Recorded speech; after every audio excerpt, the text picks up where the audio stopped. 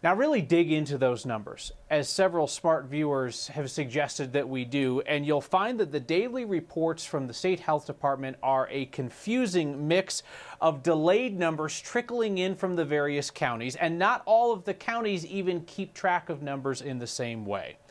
So it's not as simple as saying, here's how many people have died since yesterday. Chris Vanderveen from our 9 Wants to Know team talked with the researchers behind the numbers and found that these are messy statistics that are not easy to sort out nicely on a daily basis. Every day at 4 p.m., the state tells us case count, total hospitalized, how many tested, and number of deaths. Problem is, even those numbers are incomplete. Take deaths, for example. We start 9 News at 5 with the largest one-day jump. Yesterday, we reported an additional 29 deaths, a big jump. But that doesn't mean 29 people died in the previous 24 hours. Why? Because the state health department is dependent on data it gets from local health departments.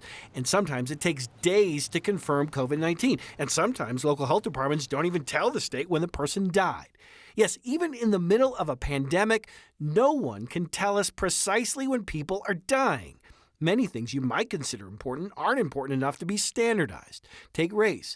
As of now, Colorado cannot tell us the race of any of the deaths. Why? Many local health departments aren't including it.